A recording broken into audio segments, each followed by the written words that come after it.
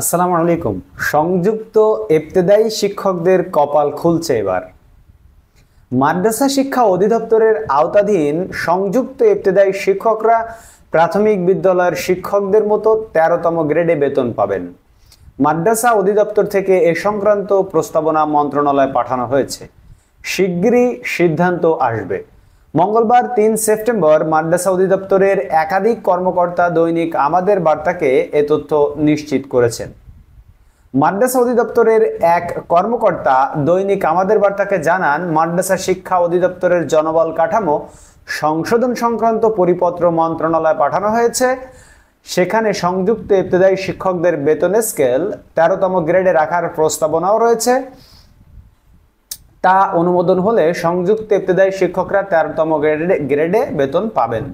উল্লেখ্য, বর্তমানে সংযুক্ত ইবতেদায়ী শিক্ষকরা 16তম গ্রেডে বেতন পাচ্ছেন। প্রারম্ভিক স্কেল ৯,৩০০ টাকা এবং ঈদ বোনাস ২,৩২৫ টাকা পান। 13তম গ্রেডে উন্নীত হলে তারা 11,০০০ থেকে 26,৫৯০ টাকা বেতন পাবেন। এমনটাই জানিয়েছেন মাদ্রাসা শিক্ষা অধিদপ্তর। তারই বরাত দিয়ে আমি আপনাদেরকে জানালাম দৈনিক আমাদের বার্তার সৌজন্যে।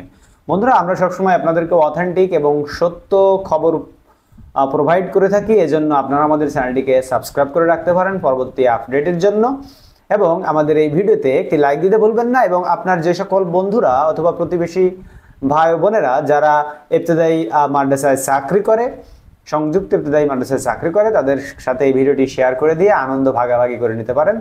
দেখা হবে পরবর্তী ভিডিওতে অন্য কোনো খবর নিয়ে। সে পর্যন্ত আপনারা সকলেই ভালো থাকুন, এবং আমি আবারও বলি, আমাদের চ্যানেলটিকে সাবস্ক্রাইব করতে ভুলবেন না। ভোলার কথা নয়, তাই একটু সাবস্ক্রাইব করে ফেলুন, আর যাতে পরবর্তী আপডেট দ্রুত সময় পেয়ে যান। আল্লাহ হাফেজ।